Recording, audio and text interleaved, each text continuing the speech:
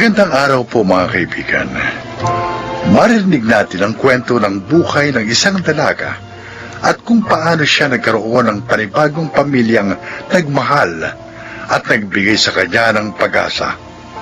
Siya ay si Danica. Bakit ako iniwan ng nanay ko? Hindi ba ako mahalaga? Dalawa lang ito sa mga tanong na palaging tumatakbo sa isip ko mula nang mamulat ako sa buhay sa loob ng bahay ampunan. Pakiramdam ko, isa akong nilalang na walang halaga at hindi karapat-dapat mahalin.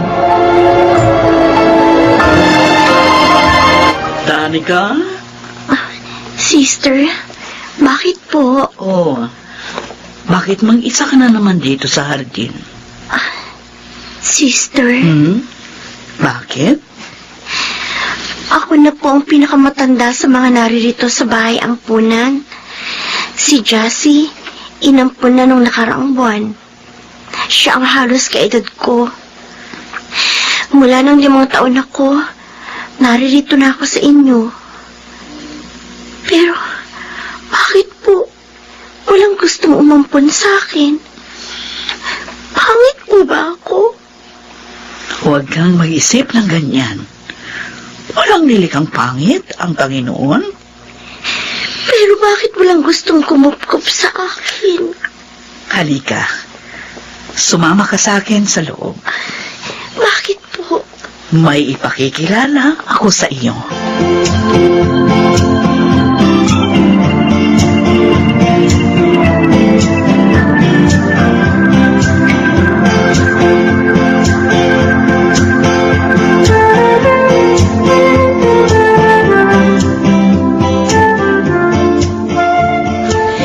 Ikaw si Danica?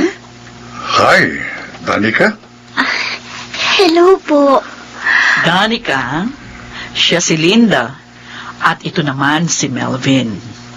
Meron silang isang anak na lalaki. Sila na ngayon ang magiging bago mong pamilya. Po? Payag ka bang maging bunsong anak namin, Danica? Aampunin niyo po ako? Oo. Sister, totoo po ba? Oo, totoo. Oh, bakit ka umiiyak?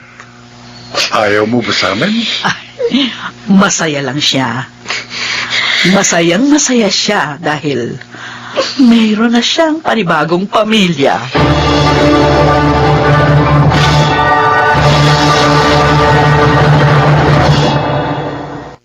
Danica, ito ang magiging tahanan mo mula ngayon. Ang laki po ng bahay ninyo. Pero ay, Sir, dalhin mo nga rito si Davin. apa, Welcome to our family, Danica. Salamat po. Maraming salamat po sa pagkupkup niyo sa akin. Daddy, Mami, Oh, Davin! Come here. Danica, si Davin, pangaray namin. hi. Ano pangalan niya?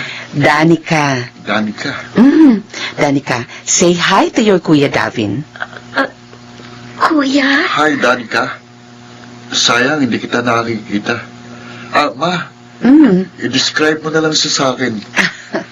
Si Danica, kasing tangkad mo siya. Ah? Pero 16 years old pa lang siya. Gaya mo, matangos ang ilong niya, makapal ang kilay, mahaba ang buhok niya. Tapos, meron siyang nunal na malaki sa may tenga. Maganda siya, anak. Nice meeting you, Danica. Welcome to the family. Danica? Oh, Danica. Bakit ka umiiyak na naman? Umiiyak ka? Ayaw mo ba sa akin bilang kuya kasi bulag ako? Masaya lang po ako. Masaya po ako. Danica, mula ngayon, meron ka ng pamilya. Meron ka ng mama, daddy at kuya. May bonus pa. Meron kang Mang Teroy.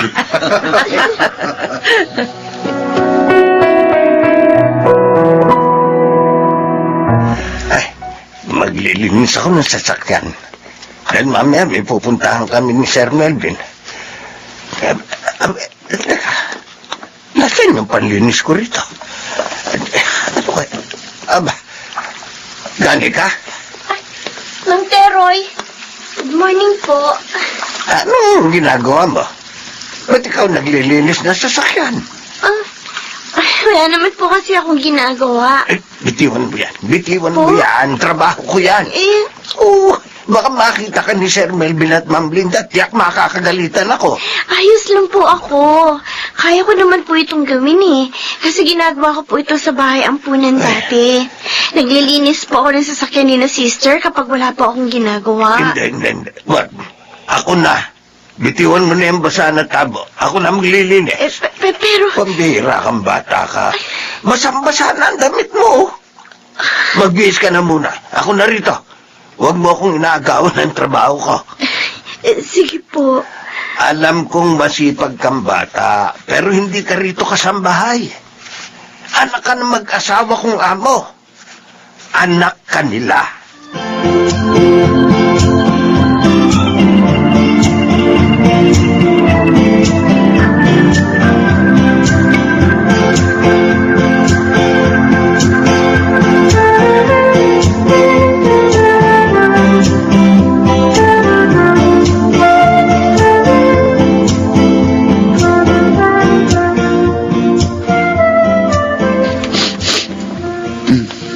Sino nandito? Hindi ka si Mami. Hindi ka rin si Daddy kasi kilala ko amoy nila eh. Hindi ka rin si Mang Teroy kasi amoy air freshener siya. So, ibig sabihin, ikaw si Danica? Kuya David. No, sabi ko na nga ba eh. Eh, bakit ka narito sa kwarto ko? May kailangan ka? Nakabukas kasi yung pinto kanina. Oh. Tapos, napansin ko na medyo magulo yung kwarto mo. Ha? Kaya, nilinisan ko. Naglinis ka? Oo. Eh, si Ate Evan tagalinis namin dito. Kaya ko naman kasing gawin. Kaya ginawa ko na. Okay lang ba sa'yo? Oo. Okay.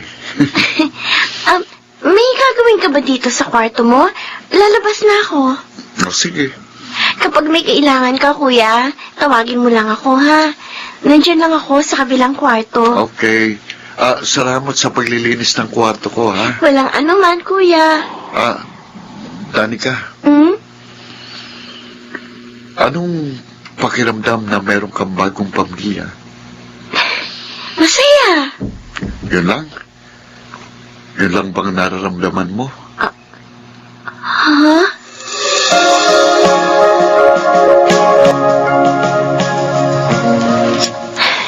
May ginagawa pa si Ate Eva sa kusina. Buti pa, ako na muna mag-ayos dito sa sala. May paparating daw na bisita sina Mami at Daddy. Lilinisan ko muna itong kisame. May mga agyo ni. Kaya lang mataas. Hindi ko maaabot. Buti pa, umapak ako dito sa upuan. Yan. Tapos, aabutin ko ng walis tambo. Itong... Ay! Naku! Nahagip ko yung chandelier! Nabasag! Hindi! Anong gagawin ko? Ano nangyayari dito? Mami Linda? Sorry po. Hindi ko po sinasadya. Patawarin niyo po ako. Danica! Sorry po talaga. Tinamaan ka ng bubog sa braso. Ayan, nagtulog ko. Sorry po, hindi ko sinasadya. Danica!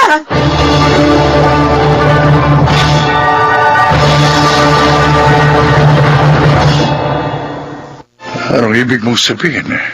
Pakiramdam ko, hanggang ngayon piniplis pa rin tayo ni Danica. Siguro natatakot siya na baka ayawan natin siya. Baka abandonahin uli siya. Natatakot siguro siya na baka sa simpleng pagkakamali, ay mawalan uli siya ng pamilya. Kaya ba kung umasta siya rito sa bahay, parang hindi natin anak? kundi katulong. Oo.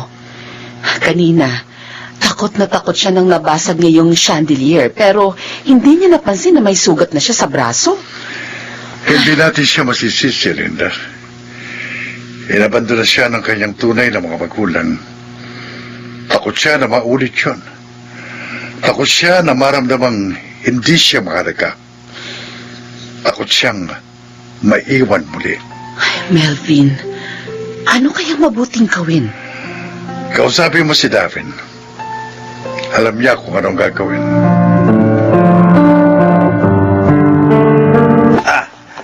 David, ito na ba ang mga dadalhin? Opo, Mang Teroy. Ay, sige. Lalagay ko na sa trunk ng kotse. Danica, Pababa na, kuya. bilisan mo. Malapit na mag-sunrise. Tara. Okay, let's go to the beach.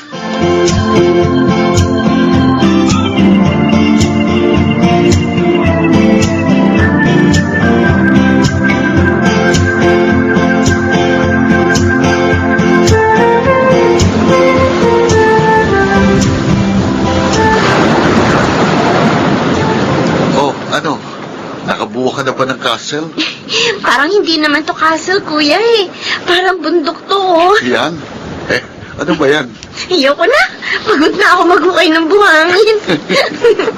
Ay, palabas na yung araw, oh. Ganun ba? Oo. Danica, alam mo ba kung bakit Davin ang pangalan ko? Combination ng pangalan ni Mommy Linda at Daddy Melvin. Galing mo ah. Obvious naman masyado eh. Talaga? Oo.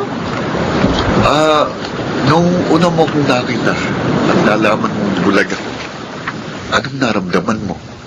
Ha? Naawa ka ba sa akin? Hindi. Di ka nga. Ano nga naramdaman mo? Sabi ko sa sarili ko, maswerte ka.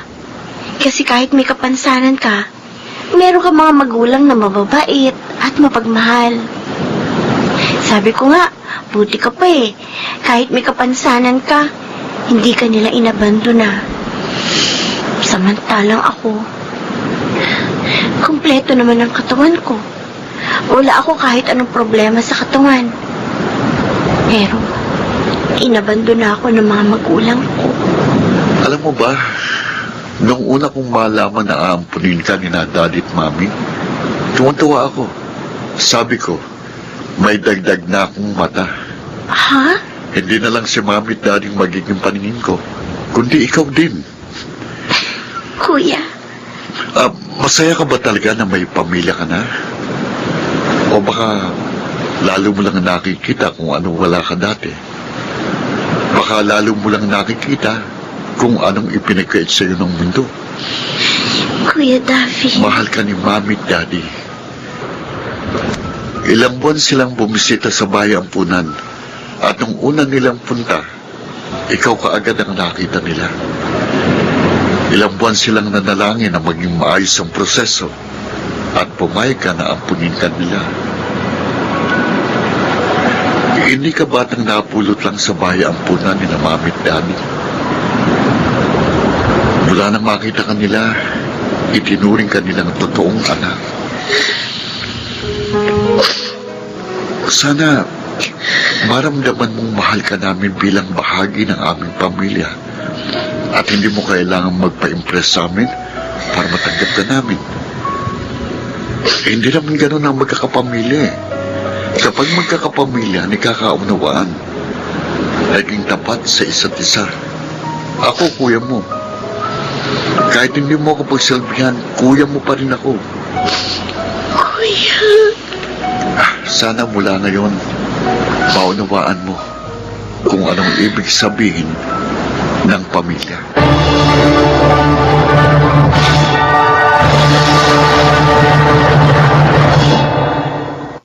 Hinding-hindi ko makakalimutan ang araw na yon na kinausap ako ni Kuya Davin. Tama siya. Takot akong muling iwan at abandonahin. Pero dahil sa kanila, nagkaroon ako ng panibagong pamilya na tumanggap sa buong pagkatao ko at hindi ako iniwan kahit kailan. Ako po si Danica, at ito ang aking buhay. Ang ating totoong pamilya ay yung mga tao na tatanggapin tayo kung ano at sino tayo, at ipararamdam sa atin na sa kabila ng ating mga pagkukulang, tayo ay sapat. Mga nagsiganap: Jenaline de la Cruz, Rosana Villegas, Phil Cruz, Lionel Benamin, June Martin Ligaspi, at Chiquit del Carmen Amor sa papel na Danica. Naglapat ng angkop na tunog, Jerry Mutia. Sa musika, Buboy Salonga. Supervisyong teknikal, Eric Lucero at Bong Boyar. Creative Consultant, Phil Cruz. Production Assistant, Anching Cruz. Ito'y mula sa panulat ni Rita Labanon. Sa direksyon, June Martin Ligaspi at Maynard Landicho Jr. Ito ang aking buhay.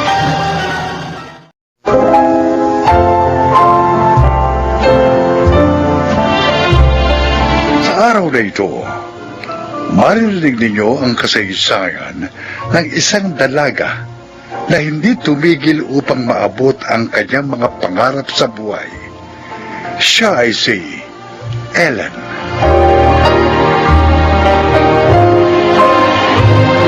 Wala na akong ama.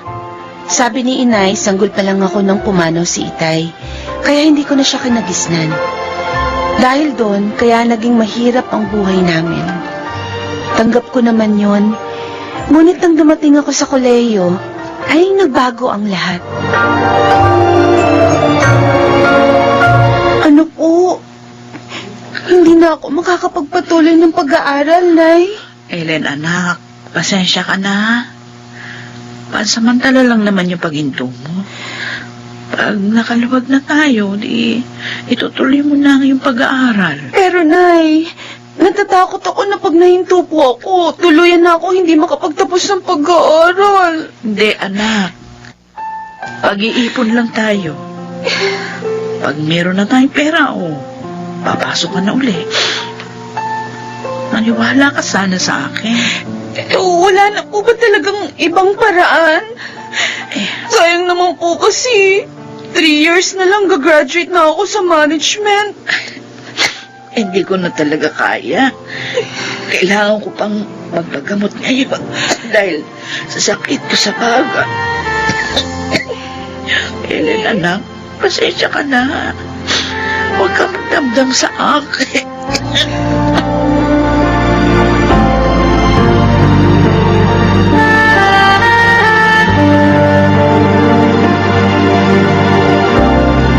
Kaya naman palang lungkot mo.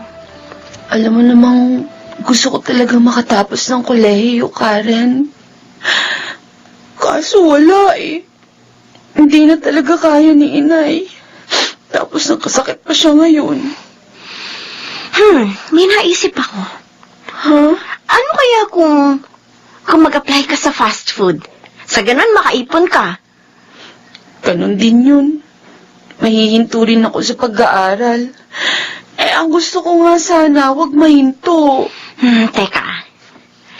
Ano kaya, try mo kaya maghanap ng tulong online. Baka may organization or foundation na makakatulong sa'yo.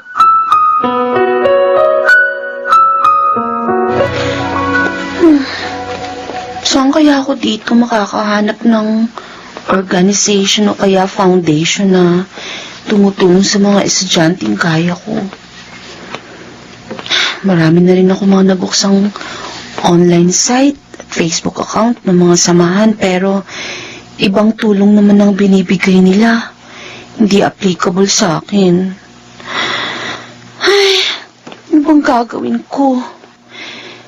Saan ako maghahanap ng makakatulong sa akin? May nag-message sa akin, nag-friend request. Daddy Rom? Matanda na. Pero, mukhang mayaman. I-confirm ko kaya ang friend request niya. nakipag-chat ako. Tama. Wala namang masama kung gagawin ko yun eh. Baka siya makatulong sa akin.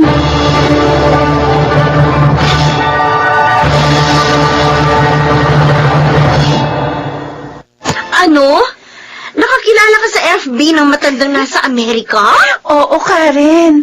Ang tagal nga ng pag-uusap namin eh. At talagang mayaman siya. Nakita ko sa mga pictures niya. Hoy, ano yung mga itinanong niya sa'yo? Mga tungkol sa akin. Tungkol sa parents ko. Uy, alam mo, mukhang mabait siya.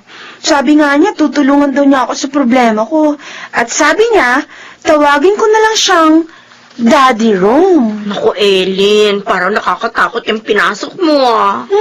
Bakit naman? Hindi mo kilalang taong yun. Eh baka kung anong hingi niya sa'yo. Katulad ng mga napapabalita sa radyo at TV. Wala naman siyang hiningin picture ko eh. Kinuha lang niya yung kung saan ako maaaring padala ng pera. Eh, wag ka pa rin lubos na magtiwala. Di kung makikita kong hihingi siya ng makakasama sa akin, eh di magbaback out ako. Pero sa ngayon, tatanggapin kong tulong niya. Kumain pa po kayo. Masarap ang ulam na dala mo, anak, ha? Galing ba ito kina Karen? Meron bang may birthday sa kanila? Ay, hindi po ito galing kina Karen. Ha? Binili ko po ito galing sa pera ko. Ano? Abay, mahal ang pagkain ito. Paano ka nagkaroon ng pera? Pinadalan po ako ng pera ni Daddy Rom. Yung nakilala ko sa Facebook. Ha? Nakipagkilala ka sa Facebook? Opo. Naku, anak. Delikado yung ginawa mo. Baka hingin ng taong yun, ah. Magpadala ka sa kanya ng hubad na larawan. Nay, Anak. O kaya sabihin niya magkita kayo. Pagkatapos, hindi ka na makabalik sa akin. Ellen, natatakot ako sa ginawa mo. Nay naman, no? Umiiyak agad. Kahit po alin sa mga sinabi nyo, hindi niya hiningi sa akin. Basta, ang gusto lang niya, makipagkwentuhan ako sa kanya. Kasi po, wala na raw siyang anak. At nalulungkot siya dun sa Amerika. Yun lang? Opo, talagang yun lang, Nay. Pinadalan nga niya ako ng pera para maipang tuition ko sa university. Kaya makakapag-enroll na po ako, Nay.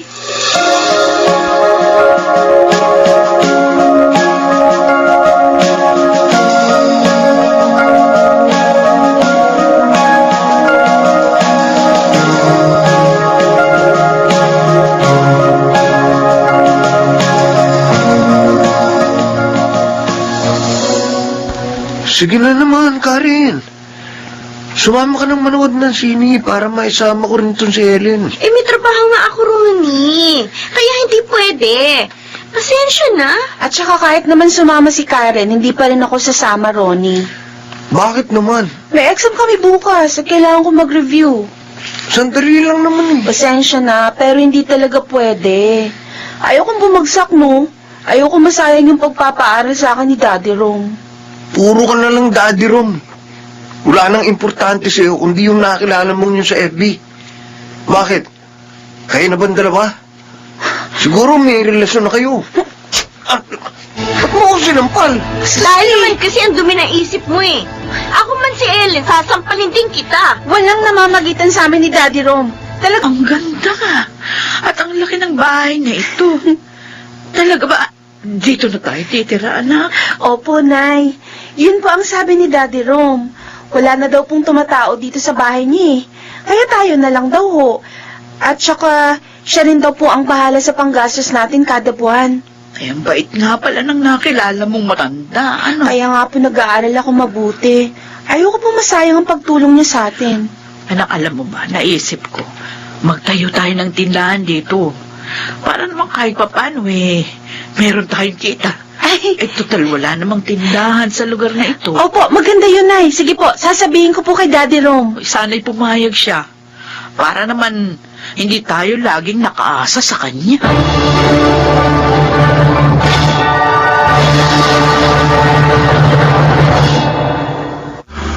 Oh, Ellen, darating ako sa graduation mo, ha? Salamat po, Daddy Rom.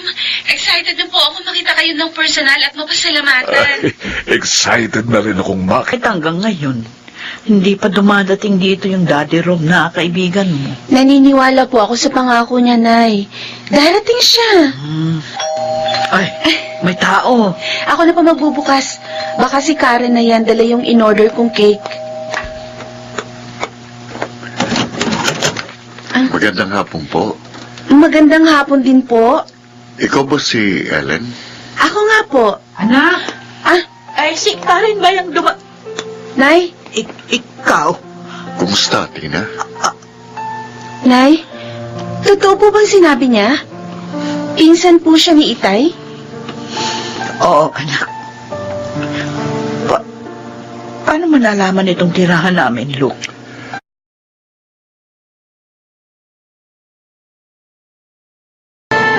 Ibig mo sabihin, siya ang Daddy Rom na nakilala ng anak ko?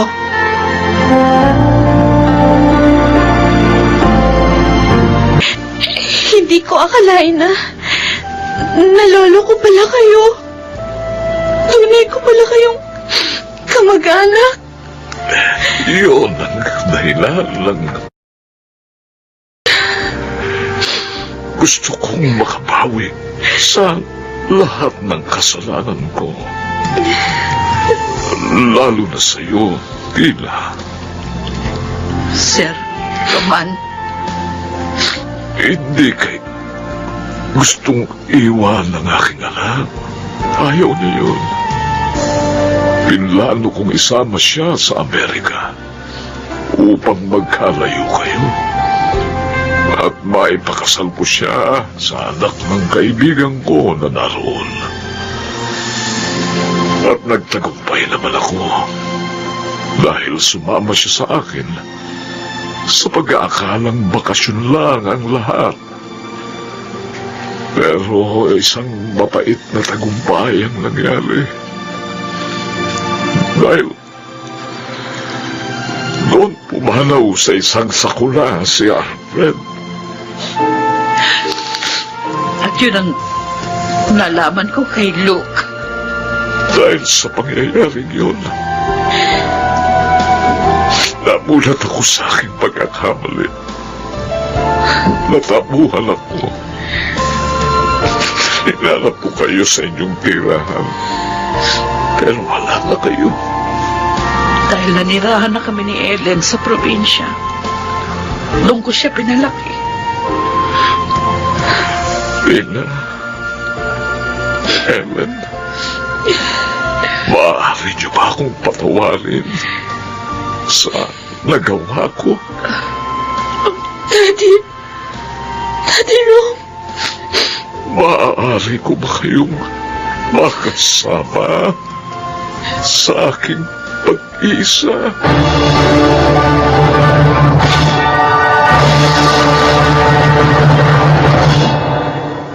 Pinatawad namin ni Inay si Daddy Roman at ngayon nga ay kasama na namin siyang namumuhay ng masaya. Ako po si Ellen at ito ang aking buhay.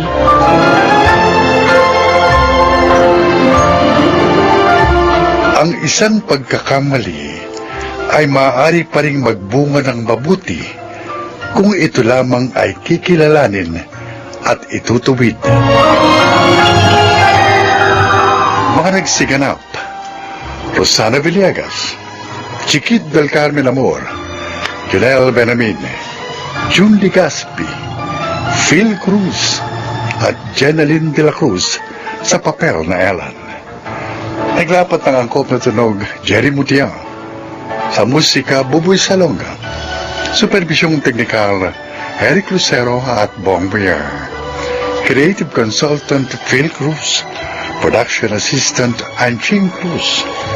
Ito'y mula sa panulat ni Selma Corporal Alcantara. Sa direksyon, June Martin Ligaspi at Maynard Landicho Jr. Ito ang aking buhay.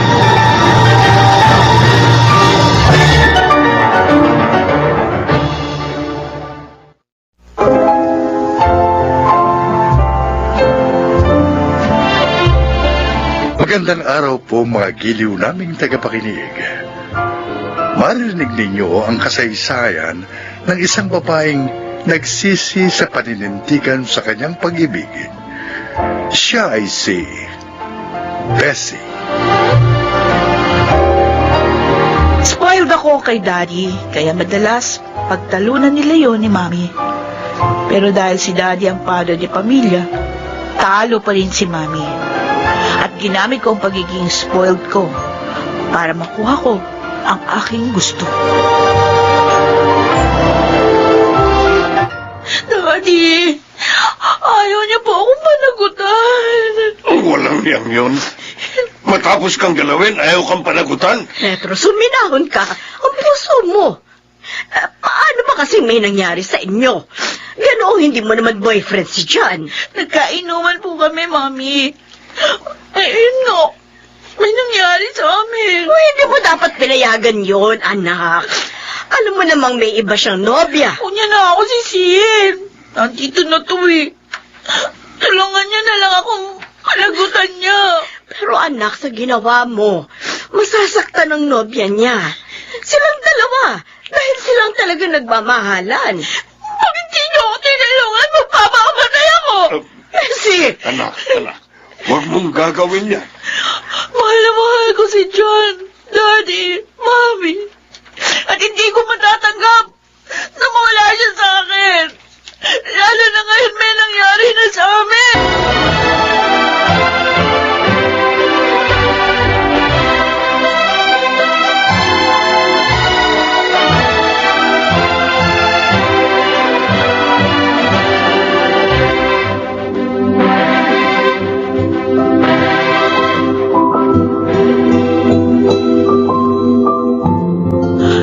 John, tulog na tayo.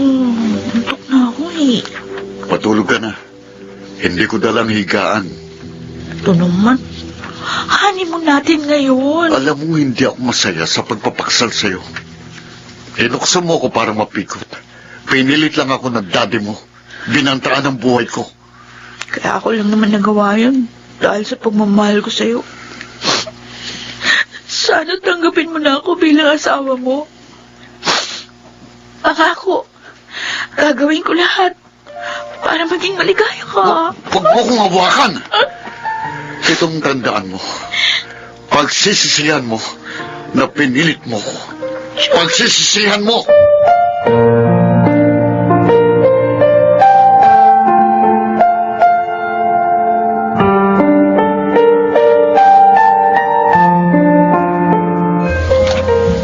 John, lasing ka na. Hmm? Tama na yan. Lagi ka na lang naglalasing eh. Hindi pa ako lasing, Arnel. Alam ko pa ang ginagawa ko. Hindi pa nawawala sa isip ko ang matinding sama ng loob ko ngayon. Sa bagay, hindi kita masisisi. Galit na galit sa yung nanay ni Eden. Kasi nga, iniwan mo yung anak nila. Ngayon, nagtangkang magpakamatay si Eden dahil doon. Siyang talagang mahal ko, Arnel. At pinagsisisihan ko na nagpatukso ko kay Bessie. Buti na lang, nakaligtas si Eden sa kamatayan.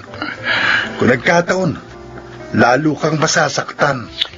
Ang hirap ng loob ko na nararanasan ngayon. Kaya, ipararanas ko rin kay Bessie. Isinusumpa. Isasangla mo sa akin itong mga alahas mo? Oh, Sheila. Pero bakit? Wala akong pera. Kasi hindi nagbibigay si John kahit na sumusweldo siya. Yan na nga bang sinasabi ko eh. Pinahihirapan ka na niya ngayon. Ayoko namang humingi ng pera kay Daddy. Lalo lang siya magagalit kay John. Paano gagawin mo, Bes? Baka maubos yung alahas mo sa kasasangla niyan. Magtatrabaho ko uli sa company namin. Sasabihin ko kay Dad. Gagawin ko yun para lang malibang. Ay, huwag kang magagalit ha. Kaibigan mo ko. Kaya nagmamalasakit ako sa'yo. Hindi mo kasi dapat pinilit ang sarili mo kay John. Tuloy mo yun, ayan. Para kang kumuha ng bato na ipinukpok mo sa iyong sariling ulo.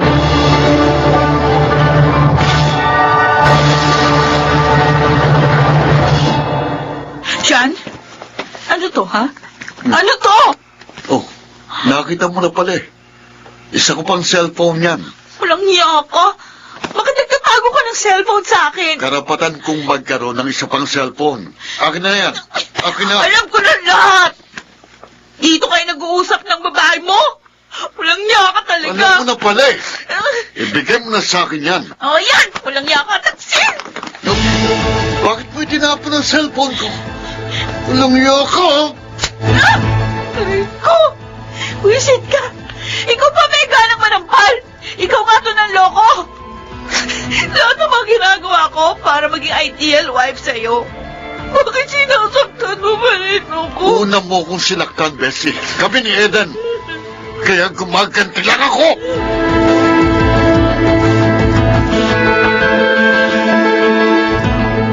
Trina, bakit ka malungkot? Naiisip ko lang ang anak natin. Matagal ko na kasi siyang hindi nakikita. Lagi ko siyang nakikita sa kumpanya. Siguro, kaya hindi ka na dinadalaw dahil ayaw niya na sinesermonan mo siya. Pinangangaralan ko lang naman ang ating anak para mapabuti siya. Kinokontra mo siya. Kaya sa halip na maging masaya, naiinis ang anak mo. At akala mo ba, masaya ang buhay niya kay John? Trina, Nagkakamali ka. ano ka ba? Bakit mo nasabi yan? Anong nalalaman mo?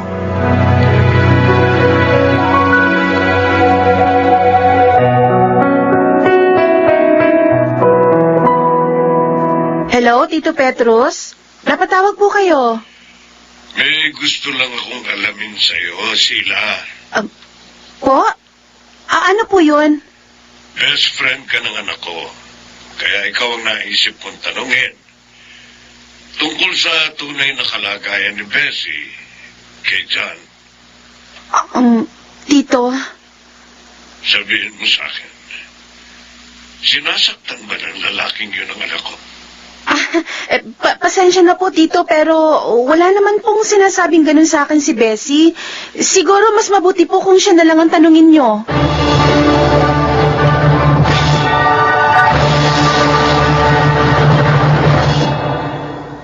John?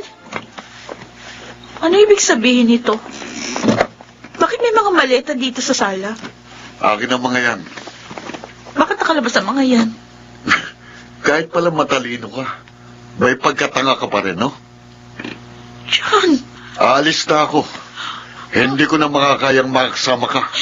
wag! Anong wag? Pwede! Huwag mo akong iiwan. Ano ba dapat kong gawin para matanggap mo ang asawa mo na ako? Wala. Dahil kahit ano pang gawin mo, at kahit magsumbong ka pa sa daddy mo, hindi kita magagawang mahalin. At hindi na magbabagong isip ko. Hihiwalayan na kita. Wag, John! Gusto mong subukan? Wag. Sige, magsubok ka. Sabihin mo sa daddy mo na hiniwalayan kita para mapatunayan mo na handa na akong mamatay ngayon kaysa magsama pa sa'yo. Oh, John, huwag ka umalis! Huwag mo akong iwan! John!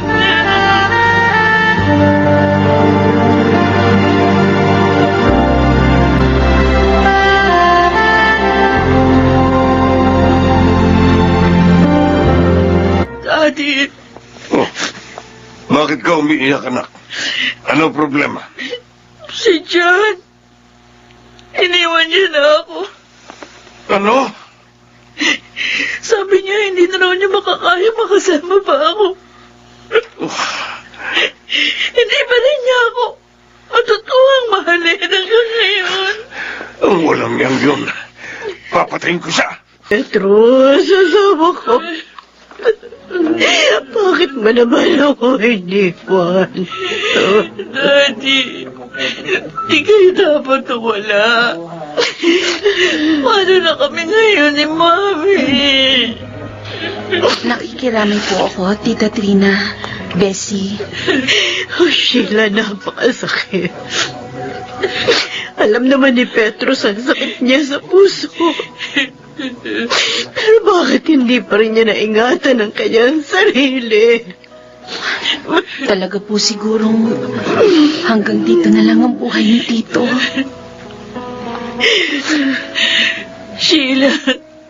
Kasalanan ko kaya namatay si Daddy. Kung hindi ko sinabi sa kanya na hiwalayan na ako ni John, hindi siya magagalit. Hindi siya aatakin. Kasalanan ko ang lahat. Ako at ang kapusukan ko ang nagpahamak sa daddy ko. Mommy, I'm sorry. I'm sorry.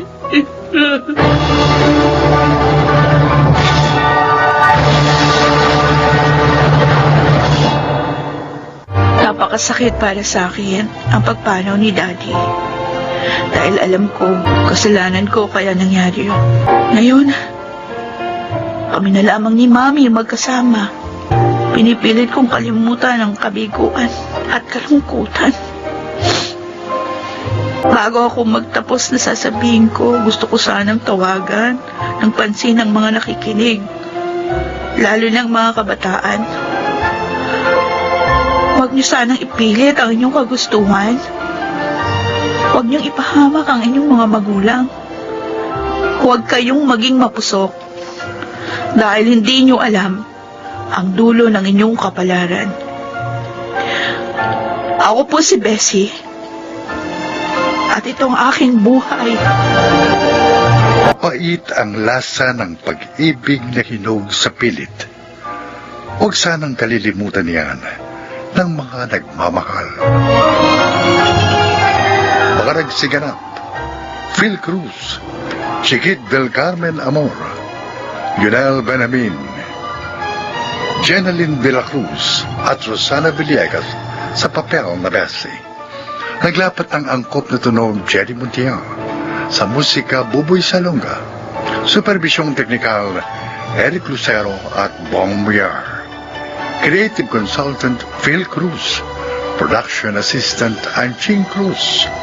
Ito'y mula sa panulat ni Thelma Corporal Alcantara.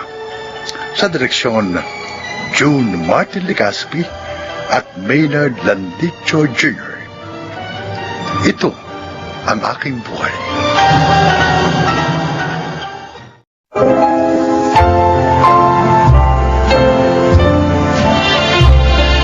Magandang araw po mga kaibigan. Maririnig natin ang kwento ng isang mister at ang kanyang buhay bilang may asawa. Siya ay si Nathan.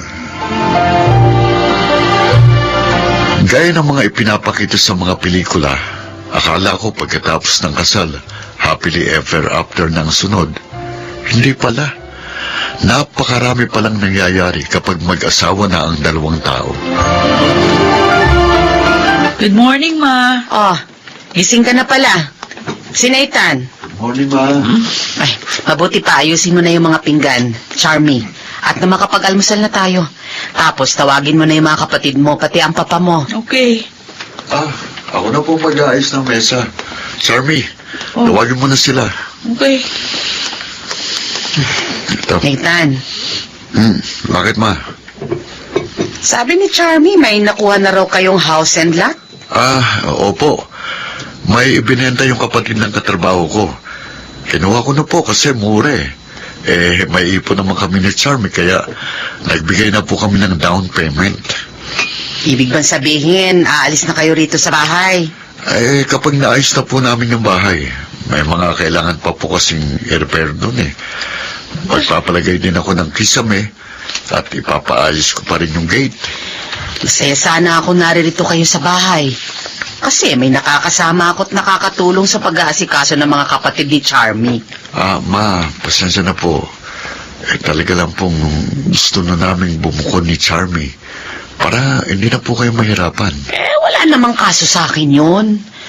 Kaya lang, malalayo na kayo rito sa bahay. Opo, medyo malayo nga po yun. Alam mo, bilang isang ina, mahirap para sa akin na malayo sa aking mga anak. Kahit pa ba sabihin nating may asawa na ang panganay ko, pero iba pa rin yung magkakasama.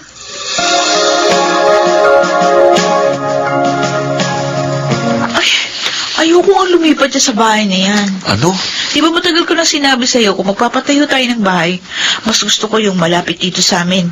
Yung binili mo sa kabilang probinsya pa yan. 2 oras na biyahe lang naman ang distansya nito dito sa bahay nyo. O paano kapag may kailangan tayo? Paano kapag may problema o may emergency? Saan ako hihingi ng tulong kapag dyan tayo tumira? Buti ka nasa trabaho. Ako, paiiwan sa bahay. Charmy naman. Buti kapag naririto tayo, malapit lang si mama. Puro ka naman kasi mama eh. May asawa ka na. 30 anyos na tayo pareho. Hindi pwedeng asa pa rin tayo ng asa sa kanila. O hindi naman tayo umaasa sa kanila. Ang gusto ko lang, mas malapit dito sa bahay. Umaasa tayo sa kanila, lalong na ikaw. Ano? Oh, mula na ikasal tayo. Nasubukan mo man lang bang magluto? Ang mama mo pa rin ang nagluluto para sa atin. Kapag naguhugis naman ang mga pinagkainan, ang mga kapatid mong gumagawa. Wala ka nang ginawa rito kundi humilata. Hoy! Aba! Oh.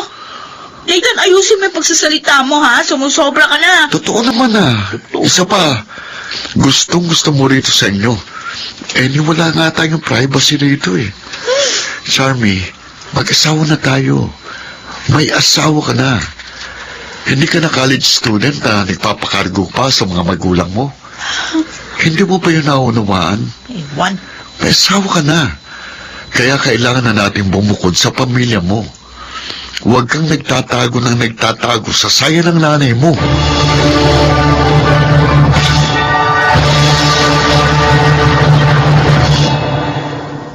Pare, dapat kasi bago kayo nagpakasal, nag-usap muna kayo ni Charmy. Pochi, nag-usap na naman kami noon pa at payag naman siya na bumukod kami. Pero ngayon ko lang nadiskubre na gusto lang pala niyang bumukod pero doon lang dapat kami sa bakuran nila. Mahirap yan. Mahirap pa naman makisama sa biyanan.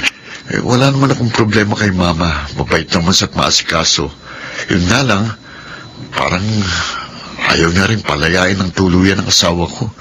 Gusto niya naroon sa bahay nila para raw may makatulong siya sa pag-aasikaso sa bahay. Anong plano mo? Plano ko magpakalasing eh. Okay, dadamayan kita dyan, pare. Ako, buti ka pa, walang problema. Bago pa kayo kinasal, may bahay na kayo, di ba? Oo. Ayaw kasi talaga namin makitira. Mahirap makisama, pare. Ngayon ko napagtanto na dapat pala talaga inaalam muna natin ang buong pagkatao ng isang babae bago natin pakasalan. Sinasabi mo ba ang nagsisisi ka na si Charmy ang pinakasalan mo? Hindi naman, pero nagsisisi lang ako na hindi ko kagad nakitang may ganito pala siyang tendency. Sana noon pa napag-usapan na namin ang tungkol dito. Kahit mag-usap ng masinsinan, hindi namin magawa. Kasi ang kwarto namin katabi ng kwarto ni na mama. Nung isang araw nag-away kami. Buti na lang na malengke si mama. Walang ibang nakarinig ng pagtatalo namin. Mahirap talaga ang buhay may asawa, pare. Pero malalagpasan nyo rin yan.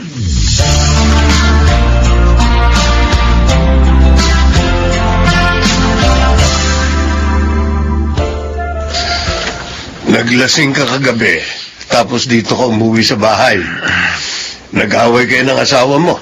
Sakit to ng ulo ko. Aray. Bumangon ka na dyan sa sofa at mag-almusal ka na. May pasok ka pa yata. Pa, nung napangasawa mo si mama, anong nasa isip mo? Ano pa, kung hindi siya ang napangasawa ko, magsisisi ako buong buhay ko. Saan ka pa ba naman makakahanap ng babaeng marunong halos lahat ng bagay?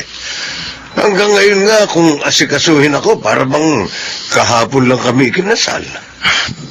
Napakaswerte niyo kay mama. O bakit ikaw? Mapalad ka rin naman sa asawa mo. Alam niyo, pa, ngayong may asawa na ako, totoo pala na kapag may wedding ring na kayo pareho, kahit dumating ang panahon na hindi niyo na gusto ang isa't isa, hindi kayo pwedeng maghiwalay basta-basta. Bakit mo nasasabi yan? Gusto mo na bang hiwalayan si Dito sa bahay. Tapos ang bungad mo sa akin, mag-impake ng mga gamit. Kung gusto mong magsama pa tayo, sumama ka sa akin doon sa bahay natin. Nathan, hindi mo ba ako nauunawaan? Ako, naunawaan mo ba ako? Paano kita maunawaan? Hindi ko nga gusto ang desisyon mo. Charmy, hindi gusto mo o gusto kong mahal ka rito, kundi kung ano ang tama. At paano mo nasasabing yung gusto mong tamang desisyon? Alam mo, 3 taon tayong magkasintahan, pero ngayon ko lang nalaman na hindi pala talaga kita kilala. Sana, kinalala muna kita bago kita pinaksalan. O so ano, nagsisisi ka dahil pinakasalan mo ako? Ha? Nathan! Jackie! Anong nangyayari? Inis! Bakit ka sumisigaw? Eh kasi ba si Nathan eh? Nag-aaway na naman ba kayo tungkol sa bahay na binili niya? Kasi gusto niya, lumipat kami doon. Eh, kung ayaw mo, di wag kang sumama sa kanya. Hindi rin naman makakatiis yun. Uuwi rin yun dito sa'yo. Nag-asawa ka? Tapos ayaw mo sumama sa asawa mo? Isa ka pa eh. Charm! Ito lang ang sasabihin ko sa'yo, ha? Babae ka. At ang babae, nagpapasakop sa asawa niya. Kahit na hindi ako sumang-ayon sa gusto niya? Eh, bakit hindi ka sumasang-ayon? Ano ba ang masama sa gusto ni Nathan? Eh, gusto lang naman niya bumukod kayo, hindi ba? Eh, gano'n naman talaga eh. Kapag ang 2 tao naging mag-asawa, hindi na sila 2 tao, kundi iisa. Kung ano ang desisyon ng isa, yun din dapat ang desisyon ng isa. Tapatin mo nga ako, Charmy. Takot ka pa rin ba maging independent hanggang ngayon? Gusto mo pa rin ba nasa poder ka ng mga magulang mo? Eh, kasi iniisip ko. Charm! May asawa ka na. Isa pa, hindi mo obligasyon ng tumulong sa mama mo sa bahay kasi may sarili ka na rin pamilya. Eh, parang hindi ka naman talaga tumutulong sa bahay niyo eh. Kilala kita. Gusto mo sa bahay niyo kasi ando ng mama mo. Siya ang gumagalaw. Charm, hindi ka na teenager. May asawa ka na. Yang pagmamatigas mo, baka isang araw magising ka. Hiniwalayan ka na ng asawa mo.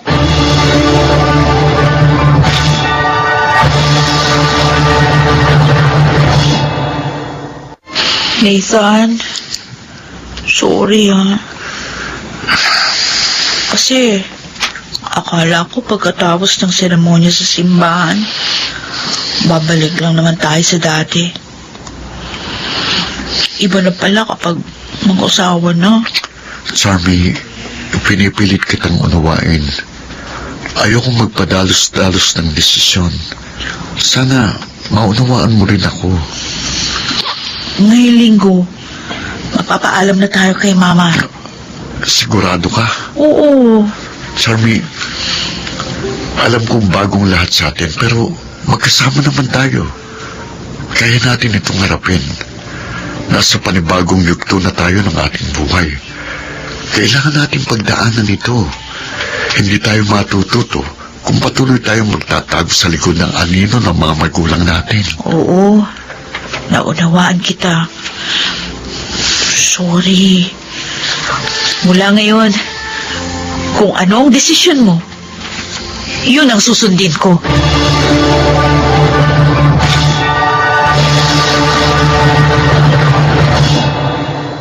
Nagpapasalamat akong naayos namin ni Charmy ang usot sa aming pagsasama bago pa man humantong sa hiwalayan ang lahat. Madalas, ayaw natin ang mga pagbabagong nangyayari sa buhay natin kasi kailangan nating mag-adjust at mahirap gawin yun. Mahirap gawin ang hindi mo nakasanayan. Gayunpaman, ang buhay ay punong-puno ng pagbabago. Ika nga, we need to learn how to bend or else we will break. Ako po si Nathan at ito ang aking buhay. Hindi madali ang buhay. Pero ang mga taong marunong sumabay sa mga pagbabagong nagaganap araw-araw ay yung mga taong natututo at nagiging wise na mga individual. Mga nagsiganap, Rosana Villegas, Jenaline de la Cruz, Lionel Benamin, Chiquit del Carmen Amor, Baynard Landicho, at Phil Cruz sa papel na Nathan.